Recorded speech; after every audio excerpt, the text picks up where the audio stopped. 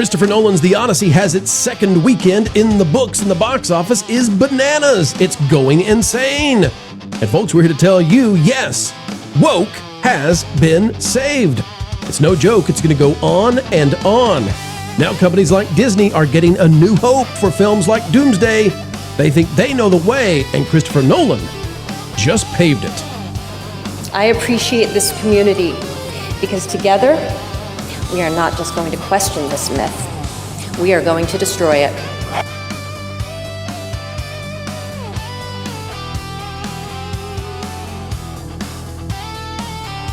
Ladies and gentlemen, boys and girls, welcome back to the Bro Channel, where we continue to give you the news you need to know, keep you ahead of the culture curve, and boy, oh boy, do we have a video for you today.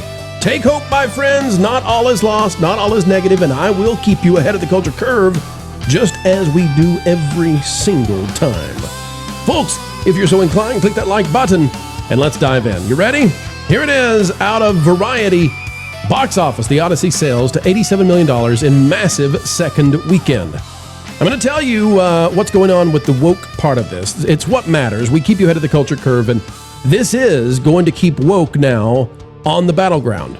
The chess pieces have been reset to some degree. I'll explain all of it, but I'll also explain why you should keep a mindset of positivity. Rebecca Rubin is writing this one, and she says, The Odyssey continued its epic box office journey, scoring a sensational $87 million from 3,900 North American theaters in its second weekend of release. That's a tally that most films, especially of the R-rated variety, would be happy to earn in their opening weekends. And that's exactly right. The number you need to look at is 30%. It's only a decline of 30%, and that means, folks, we've got to justify some things. Let's go to the numbers right now. You can see they've already got it here. $87 million is the gross, 30% drop, and that puts this film at unbelievable numbers. The Odyssey has now earned $639 million at the worldwide box office. So the question is, Pro, did you get this wrong?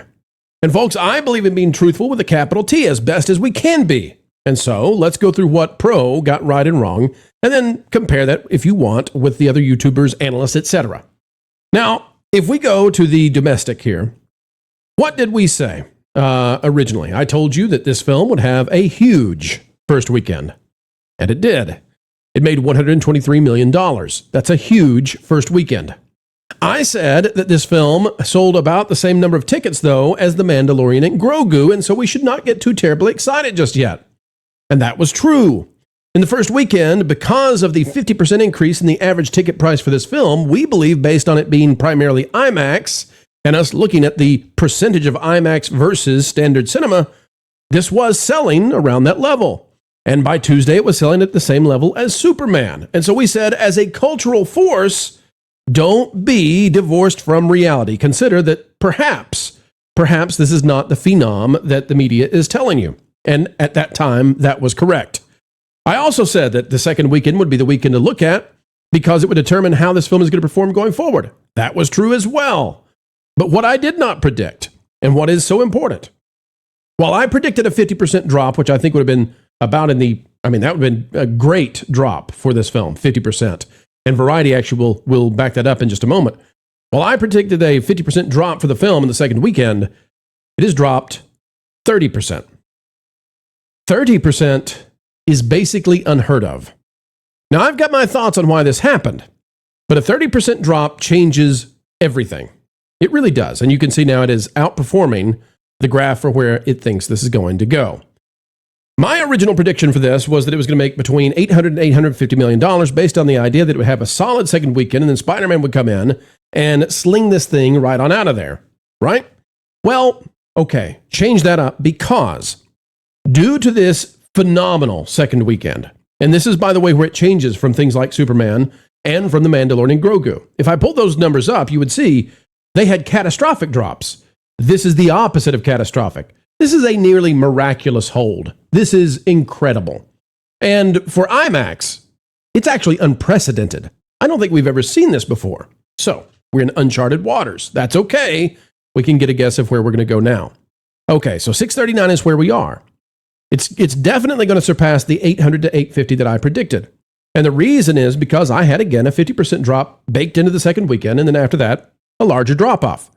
What's going to happen instead is this film is likely to make still double where it's at today. And if it makes double where it is today, it's going to easily land in the $1.2 billion territory. And that is huge. That's huge. Now, I have my ideas again for why this is happening. I think that conservatives were split on this, and they were split bigly, as the Orange Men might say. You had Ben Shapiro and Dave Rubin defending this, calling it 10 out of 10, one of the best movies they've ever seen. You had people like Matt Walsh coming out and saying, I hate it, I can't stand it, it's woke, etc. And I think that drove interest. People saying, in fact, we've seen Lauren Connor from my channel say, I actually have a morbid curiosity now. I want to see what I think about it. And I think that's been part of what has happened here. This has opened the door to woke, whether people are well-meaning. And by the way, we have lots of well-meaning people who have praised this film. People like Christian Toto, who was on my channel recently, liked the film. He's reassessed the film a little bit since he reviewed it originally, but he's definitely not woke and totally well-meaning, well-intentioned. But for whatever you might think has caused this film has reopened the door to woke. And so for those who say it's not woke, I just want to bring this to you. Fake Wizard had told us that he thought this movie was the last gasp of Hollywood. And I think he was right. It was the last-ditch effort to save woke. And they saved it. And the response from Hollywood is going to be not as nuanced as you might say. Because I could debate this, and I'll hold that until later. I'm going to tell you what I think is happening in terms of, why are audience showing up for this, but they wouldn't show up for the woke Disney stuff. I'll tell you in just a little bit. But Hollywood will not be nuanced. Hollywood will say, the woke fringes will say, and they're in charge over there, this is proof positive we've defeated them. We've defeated the Ghostbusters 2016 crew. We've defeated the Last Jedi crew. We've defeated the Rise of Palpatine crew. We've just defeated the Captain Marvel crew. We've defeated the Supergirl crew. We've defeated them. We know how to do this now. We know the formula. And they're gonna tip this formula. I want to play some interviews real quick to give you an idea, just show you the stars of this film and what they really believe and why they took on this film. I believe. What was it that made them decide this was their last ride? This was the last gasp attempt, which, by the way, worked. What do they believe? Here's Anne Hathaway.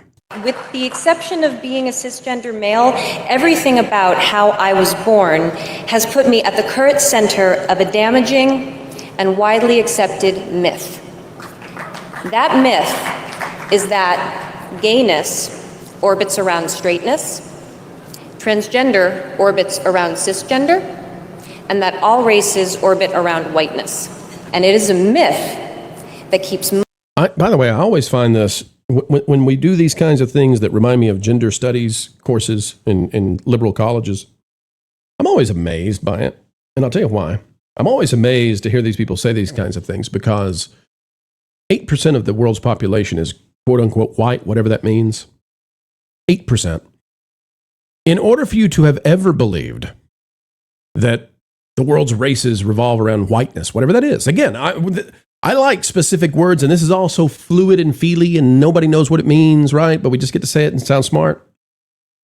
8% of the world's population is white. In order to believe that the 8% of the world's population drives everything else, and that's all it is, you had to grow up believing that yourself. You had to grow up where all you saw was white, rich people. That's the only way you get there. And Anne Hathaway, she believes it. Makes you think, who was she around as a kid? Why wasn't she around more diversity? I don't know. 8% of the world's population is whatever white is. Money and power in the hands of the few instead of being invested in the lives of the free. I appreciate this community so much because it's where I learned to reject this myth. I appreciate this community because together, we are not just going to question this myth. We are going to destroy it. Okay, so then she's going to destroy the myth. What is the myth? Something about whiteness and power and money being I think this is an anti-capitalist thing. I don't know. Capitalism has raised more people out of poverty than any other movement in history, and it's done it in incredible, in one generation. Capitalism, the free market, has lifted huge swaths of Asia out of poverty, but Anne Hathaway is going to destroy it. Do you think she picked this movie because of that? Do you think she's picking films because of this? And Wokeness has this. Lupita Nyong'o. Another star of the film. What did she have to say about Homer, the original author from 3,000 years ago, who decided to, at a time when men and women were not even allowed to be together in public, Homer writes a story that includes women prominently. Here's Lupita Nyong'o and all of her modern intelligence and knowledge about the film. Here's her. I'd be like, so Homer, how do you feel about this screen time given to these women, considering how little you spend with them? Okay.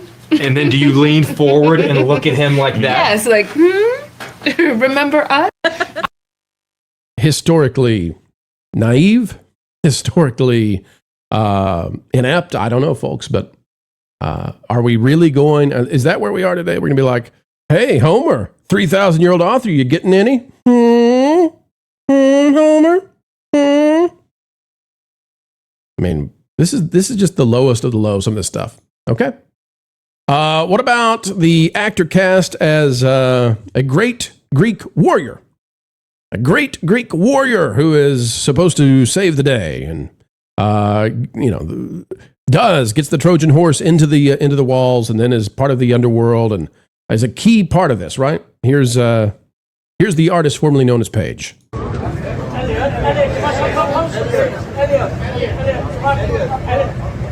I just want you to hang on a second. Just look at the size difference. Regular size man. The artist formerly known as Paige. 5 feet tall. You know what? People say, Pro, you're being mean to the artist formerly known as Paige, right? I'm really not. I'm really not trying to be mean to the artist formerly known as Paige. I'm trying to say that casting this person to play a Greek soldier, an impressive Greek soldier, is like casting Danny DeVito to play an NBA player. And I mean that. That's what this casting is. That's why it's stunt casting. But it worked. It worked. Okay? One last thing. Here's how some are responding to this. This is how Matt Walsh feels about it. He's not taking this lightly. He views this as a huge cultural moment. And by the way, over the next week, what you're going to see, and I know many of you are tired of the Odyssey already, but you're going to see a huge number of the woke take their victory lap. And maybe they should, right? Because they've won this battle. And that has saved the culture war for them to be able to continue on a little bit more. We don't know how that's going to play out yet, but they're still in business now. And they were they had almost been ran out of Dodge. They'd almost been defeated. And Christopher Nolan in the Odyssey has brought back the woke movement. It has hope. It has oxygen again. Here's Matt Walsh. Nolan does not softly coax the audience into the DEI net, easing us into it slowly but surely. No, he cranks the diversity meter up to 1,000 from the very first frame. The first character we see is the rapper Travis Scott, who somehow manages to turn in a bad performance despite appearing on screen for 12 seconds. He got 12 seconds and he completely botched it somehow. And then we see Ellen Page portraying a Greek warrior waddling around the desert like a child with a soiled diaper, straining under her rubber armor, looking like she's about to die even before she gets shot through with arrows. The defenders of this film, especially on the right, have tried to claim that Page's appearance is not a huge problem because she only has a small role. You've probably heard that. It's a very small role. Now, I don't want to ascribe sinister motives to anybody or accuse them of lying, so I will generously assume that the conservative commentators making that claim must have fallen asleep 10 seconds into the movie, which would be totally understandable, frankly. All right, we can pause there just to say there's now a recognition by some on the right of what has happened here. There are others who are defending this thing, and some of them are our friends. And listen, I'm not here to fight anybody on this kind of stuff. I'm just here to bring you what I believe is happening culturally, okay? I think, by the way, this disagreement drove this tiny 30% drop. Back to Variety. Let me show you what we've got here. It says ticket sales for the Odyssey declined just 30% from its sizable $123.5 million debut, a testament to the box office durability of director Christopher Nolan. Most tentpoles that open above 100 million would decline by 50% or more. And remember, I was predicting a 15% drop, which would have been the lowest that you would anticipate from something this large. It also says R ratings can't limit a film's audience, or can limit a film's audience because they prevent most people under 18 from buying a ticket. To that end, the turnout for the Odyssey represents the second biggest sophomore outing for an R-rated movie after Disney's Deadpool and Wolverine. Wowza. That also made $1 billion. It says after 2 weekends in theaters, Nolan's big-budget adaptation of Homer's epic poem starring Matt Damon as the Greek king Odysseus has grossed $286.4 million in North America, $640 million globally. Won't surprise me if that is nudged up in the next 2 days. Quote, once or twice a year a movie opens big and then plays for weeks and weeks, unquote, says David A. Gross, who publishes the box office newsletter Franchise Re. Now, will the Odyssey continue to do what it's been doing? Will it continue to outperform my expectations? And the answer to that, ladies and gentlemen, is it all depends on Spider-Man. If Spider-Man Brand New Day is phenomenal and wipes all the conversation about the Odyssey away and everybody's about Spider-Man, then it can stunt this and keep it around the billion mark. If Spider-Man comes out and is average, then we'll see the Odyssey probably go for the 1.2 billion. And if Spider-Man is less than average, look out, the Odyssey is about to win bigly, majorly, hugely. Now, what do I think is happening here? You know, I always talk about the mainstream middle, the sensible center where money is made.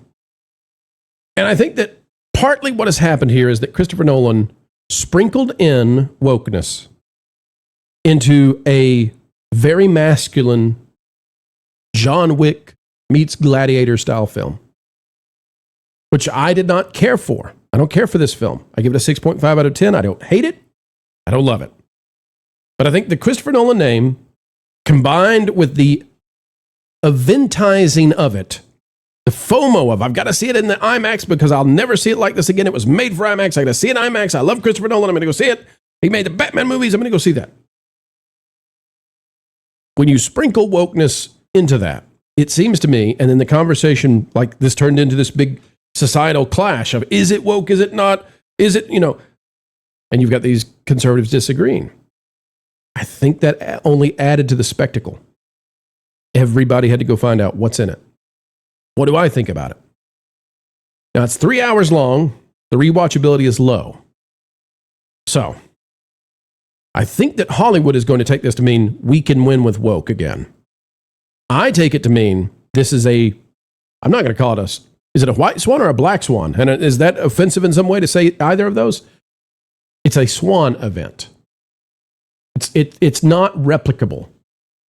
It's very unusual. But I can tell you, companies like Disney now are paying close attention. Dana Walden is paying close attention because they're wondering. They're wondering, can we win now with Doomsday? Can we do that? Can we put Star Wars back out? Maybe we just missed the formula. Maybe there's a way to do this. And they're going to start running focus groups. And they're going to start running polling. And they're going to get their own companies to start figuring this out. And that means, without a doubt, ladies and gentlemen, woke is back.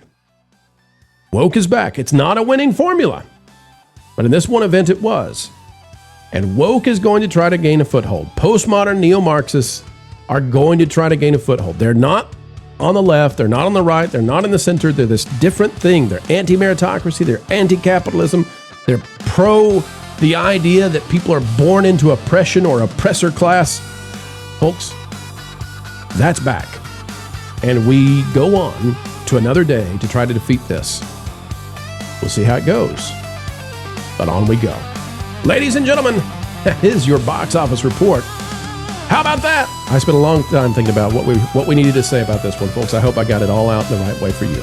All right, ladies and gentlemen, boys and girls, and everybody else out there, I think that I got them all right. Wherever you are, whatever you're doing, keep learning, keep growing, and as always, keep having fun. Oh, yeah. Can't believe I made it.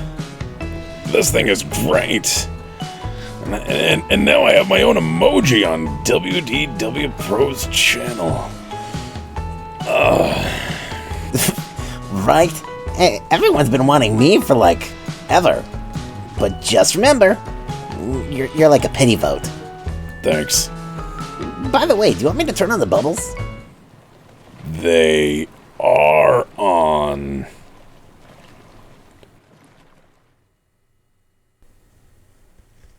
Aren't they?